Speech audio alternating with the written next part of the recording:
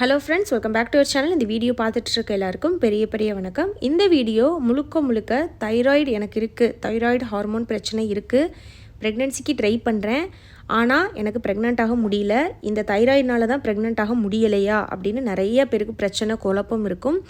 அதே மாதிரியே தைராய்டு இருக்கும்போது ப்ரெக்னென்ட் ஆக முடியுமா அப்படின்றதும் நிறைய பேருக்கு டவுட் இருக்கும். தைராய்டு கம்ப்ளீட்டாக சரி பண்ணினால்தான் நான் ப்ரெக்னென்ட் ஆகணுமா, அது வரைக்கும் நான் அந்த மாத்திரையை போட்டுகிட்டே ஓட்டணுமா அப்படின்றதெல்லாம் ஒரு குழப்பம் இருக்கும்ல, அவங்களுக்காக தான் இந்த வீடியோ. தைராய்டு அந்த கிளாண்டிலேருந்து சுரக்கக்கூடிய, அந்த தொண்டையில் இருக்கக்கூடிய தைராய்டு கிளாண்ட்லேருந்து வரக்கூடிய தைராய்டு ஹார்மோனோட அளவு அதிகமாக இருந்தாலும் பிரச்சனை, கம்மியாக இருந்தாலும் பிரச்சனை. ஸோ 2 அதிகமாக இருந்தாலும் கம்மியாக இருந்தாலுமே டேப்லெட் எடுக்கிறது ரொம்ப ரொம்ப ரொம்ப ரொம்ப முக்கியம். ஃபஸ்ட்டு கொஞ்ச நாளைக்காவது நீங்கள் டேப்லெட் எடுக்கணும். டேப்லெட் எடுத்து அதை கண்ட்ரோல் பண்ணணும். கண்ட்ரோல் பண்ணினதுக்கு அப்புறம் நீங்கள் டேப்லெட் எடுக்காமையே கூட நீங்கள் ட்ரை பண்ணலாம். சிலருக்கு இப்போ தைராய்டு டேப்லெட்ஸ் ஒன்ஸ் எடுத்துட்டால் லைஃப் லாங் எடுக்கணுமான்னு ஒரு டவுட் வரும். இது எல்லாருக்குமே பொருந்தாது. இப்போ சிலருக்கு பார்த்திங்கன்னா ஒன்ஸ் வந்துருச்சுன்னா அது பெர்மனண்ட்டாக இருக்கும் அந்த தைராய்டு.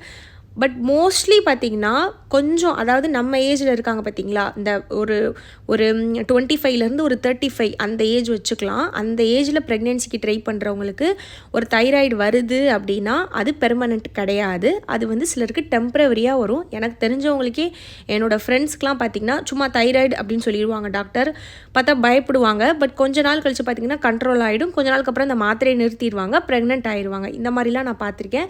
ஸோ தைராய்டு வந்துருச்சு அப்படின்னு போது நீங்கள் அதை ஒரு பெரிய நோய் நமக்கு வந்துருச்சு, தைராய்டு டேப்லெட் போடணும்னு ஃபஸ்ட்டு நினைக்கக்கூடாது. அதை கொஞ்சம் டேப்லெட் போட்டு நீங்கள் கண்ட்ரோல் பண்ணிட்டீங்கன்னா அது பேலன்ஸ் ஆகிடும். ஸோ இப்போ நீங்கள் டேப்லெட் எடுத்துகிட்ருக்கீங்க, நான் சொன்ன மாதிரி ஃபஸ்ட்டு எடுத்தோடனே நீங்கள் டேப்லெட் போடணும். டேப்லெட் போடாமல் இருக்கக்கூடாது. ஏன்னா ஒரு சிஸ்டர் டேப்லெட் கொடுத்தாங்க, நான் போடலை அப்படின்லாம் கூட சொல்லுவாங்க. தைராய்டுக்கு டேப்லெட் கொடுத்தா போட தான் வேணும். எவ்வளோ முதல்ல THS இருக்கணும் அப்படின்னு பார்த்தீங்கன்னா, இந்த TSH அப்படின்றது தான் இந்த தைராய்டு ஹார்மோனை குறிக்குது. அது எவ்வளோ இருக்கணும் அப்படின்னு பார்த்தீங்கன்னா 0.5லேருந்து 3க்குள்ளே இருக்கலாம். 0.5 to 3 இது ஓகே. இப்போ 3க்கு மேலே போகுது அப்படின்னா அதிகம் அப்படின்னு அர்த்தம். இப்போ 3க்கு மேலே சில டாக்டர் என்ன பண்ணுறாங்க, இப்போ 3.5 அப்படின்னா டேப்லெட் கொடுத்துட்றாங்க. தைராய்டு டேப்லெட் போடுங்க, இவ்வளோ mg போடுங்க, ரொம்ப கம்மி டோஸ் தான் கொடுப்பாங்க. சிலருக்கு 5க்கு மேலே போனால் தான் டாக்டர்ஸ் டேப்லெட் கொடுக்குறாங்க. நான் சொன்ன மாதிரி அது டெம்பரவரியாக அவ்வளோ இன்க்ரீஸ் ஆகிருக்கும், ஸோ நீங்கள் டேப்லெட் எடுக்க வேணாம், அந்த மாதிரி கொடுக்குறவங்களா இருப்பாங்க. ஸோ இந்த 5க்கு மேலே போச்சுன்னா 100% டேப்லெட்ஸ் போடணும். 4 to 5க்கு மேலே போயிடுச்சு THSனால். இப்போ 3.5 to 4க்குள்ளே இருக்குது, பார்டரில் இருக்குது. ஆனால் இது கொஞ்சம் ஹை தான். 3.5 to 4ன்றது கொஞ்சம் ஹை. பட் இது கைண்ட் ஆஃப் கொஞ்சம் பார்டர் ஹை, அதாவது கொஞ்சம் இப்போ தான் இன்க்ரீஸ் ஆகிருக்கு. இது பார்த்திங்கன்னா சில டாக்டர்ஸ் கொடுக்குறாங்க, சில டாக்டர் கொடுக்க மாட்டுறாங்க. ஏன்னா எனக்கு மெயிலில் நிறைய பேர் ரிப்போர்ட் அனுப்பும்போது 3.5 இருக்கே, நீங்கள் தைராய்டு டேப்லெட் போடலையான்னு கேட்டால் இல்லை எனக்கு டாக்டர் வேணான்னு சொல்லிட்டாங்க, எனக்கு கொடுக்கலன்னு சொல்லுவாங்க. ஸோ அப்போ தான் எனக்கே தெரியும், இந்த மாதிரி கொஞ்சம் பார்டரை விட கொஞ்சம் ஹையாக இருக்கிறவங்களுக்கு எல்லாருக்கும் டாக்டர்ஸ் டேப்லெட் கொடுக்குறது இல்லை. ஸோ இது முழுக்க இந்த டேப்லெட் போடுன்றது உங்கள் டாக்டர் என்ன சொல்கிறாங்களோ, நீங்கள் ஒரு ட்ரீட்மெண்ட் பார்ப்பீங்கள்ல, ஒரு தைராய்டுக்கோ ஒரு ஃபெர்டிலிட்டி ட்ரீட்மெண்ட் பார்க்குற டாக்டர்ஸ் என்ன சொல்கிறாங்களோ நீங்கள் அதை தான் ஃபாலோ பண்ணணும். ஸோ அடுத்து செக்கப் போவாங்க, அப்போ கரெக்டாக இருந்துச்சுன்னா டேப்லெட்டை நிறுத்த சொல்லிடுவாங்க. அப்பையும் உங்களுக்கு ஒர்க் ஆகலை, சரியாகலை அப்படின்னா கொஞ்சம் உங்களுக்கு mg டேப்லெட் டோஸ் அதிகமாக்குவாங்க. ஸோ இந்த டேப்லெட்டெல்லாம் நீங்கள் டாக்டரை நம்பி அவங்க சொல்கிறத நீங்கள் போடணும். இப்போ இது போடும்போது ப்ரெக்னென்ட் ஆக முடியுமான்னு கேட்டால் 100% ப்ரெக்னென்ட் ஆக முடியும். தைராய்டு ஹார்மோன் இருக்கும்போது டேப்லெட் நீங்கள் போடுறீங்கன்னா அந்த தைராய்டு ஹார்மோனால் வரக்கூடிய பிரச்சனையை அந்த டேப்லெட் சீராக்கிரும். ஸோ அப்படி உங்களுக்கு அது டேலி பண்ணிடும் அந்த பிரச்சனையை. ஸோ அப்போது நீங்கள் நார்மலாக ப்ரெக்னென்சிக்கு ட்ரை பண்ணுறவங்க மாதிரி நீங்கள் தாராளமாக ட்ரை பண்ணலாம். டேப்லெட் போடலைன்னா தான் நான் சொன்ன மாதிரி பிரச்சனையில் இருக்கீங்கன்னு அர்த்தம். டேப்லெட்டில் போடும்போது அது பேலன்ஸ் பண்ணிடும் அந்த THS அதிக அளவை டேப்லெட். அப்போ நீங்கள் ப்ரெக்னென்ட் ஆகும்போது 100% நீங்கள் ப்ரெக்னென்ட் ஆகிறதுக்கான வாய்ப்பு இருக்குது. சரி, இப்போ நான் டேப்லெட் போடுறேன் ஆனால் எனக்கு ப்ரெக்னென்ட் ஆக முடியலையே அப்படின்னு கேட்டிங்கன்னா அதுக்கு காரணம் அப்போ தைராய்டு இல்லை. நீங்கள் மற்றது egg quality and remedies, food, fertility yoga, இந்த மாதிரி விஷயங்களில் நீங்கள் கான்சன்ட்ரேட் பண்ணணும். ஸோ ப்ரெக்னென்ட் ஆகாததுக்கு காரணம் தைராய்டு தான், தைராய்டு சரியானால் தான் நான் ப்ரெக்னென்ட் ஆக முடியுமோ அப்படின்னு ஒரு கன்க்ளூஷனுக்கு நீங்களே வராதிங்க. டேப்லெட் ஒரு சைடு போடுங்க, நீங்கள் ஒரு சைடு ட்ரை பண்ணுங்கள்.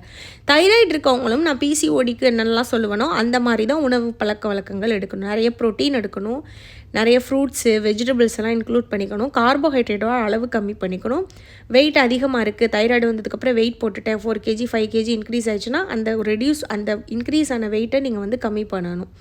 ஆல்ரெடி நான் கொஞ்சம் எப்பயுமே இப்படி தான் இருப்பேன் அப்படின்றவங்க அந்த வெயிட்டை விட ஒரு 4 கிலோ கம்மி பண்ணிங்கன்னா அந்த தைராய்டு வந்து உங்களுக்கு கண்ட்ரோல் ஆகிறதுக்கு வெயிட் லாஸ் வந்து ரொம்பவே ஹெல்ப் பண்ணும். கூடவே அந்த ஃபிசிக்கல் ஆக்டிவிட்டி இது வந்து தைராய்டு இருந்தாலும் சரி இல்லாட்டியும் சரி எல்லாருக்குமே இது வந்து பொருந்தும். ஒரு யோகாவோ ஒரு எக்ஸசைஸ் ஃபர்டிலிட்டி யோகா ஒரு நார்மல் வாக்கிங் 40 மினிட்ஸ் டெய்லி காலையில் 30 ஈவினிங் 30 மினிட்ஸ் ஸ்பீட் வாக்கிங் இதெல்லாம் பண்ணும்போது உங்களுக்கு அந்த ஹார்மோன்ஸ் தைராய்டு ஹார்மோன் ஓரளவு கண்ட்ரோல் ஆகிட்டு உங்களுக்கு ஓவலேஷன் நல்லா நடக்கும், எக்கு குவாலிட்டிக்கும் ஹெல்ப் பண்ணும். தைராய்டு ரொம்ப அதிகமாக இருக்கும்போது அப்போ ப்ரெக்னென்ட் ஆகிறது கண்டிப்பாக பிரச்சனை. நான் சொன்ன மாதிரி ஓரளவு டேப்லெட்டை போட்டு நீங்கள் கண்ட்ரோல் பண்ணிட்டீங்கன்னா நீங்கள் நேச்சுரலாக ப்ரெக்னென்ட் ஆக முடியும். அண்டு மற்றவங்க மாதிரியே நீங்கள் ஃபாலிகுலர் ஸ்டடி ஐயுஐ பண்ணாலும் உங்களுக்கு சக்ஸஸ் ஆகிறதுக்கான நிறைய வாய்ப்பு இருக்குது. ஸோ ரொம்ப எனக்கு வந்து ரெமிடிஸ் இதெல்லாம் எடுக்க எனக்கு மூடு இல்லை, எனக்கெல்லாம் முடியாது, என்னால் யோகா பண்ணிவிட்டு எனக்கு இந்த டயட் அதெல்லாம் ரொம்ப தலைவலிக்குது, நான் ரொம்ப ஆல்ரெடி ஸ்ட்ரெஸ்ஸில் இருக்கேன் அப்படின்றவங்க நீங்கள் ஃபாலிகுலர் ஸ்டடி ஐயுஐ பண்ணுறது ஒரு ஈஸி ஆப்ஷன் உங்களுக்கு ப்ரெக்னென்ட் ஆகிறதுக்கு. ஸோ இதுக்காக தான் இந்த வீடியோ. உங்களுக்கு வேறு டவுட்ஸ் இருக்குன்னா கமெண்ட்டில் கேளுங்க. என்னோட பேர் ஸ்ரீஜா. இந்த வீடியோ பார்த்த எல்லாருக்கும் ரொம்ப நன்றி.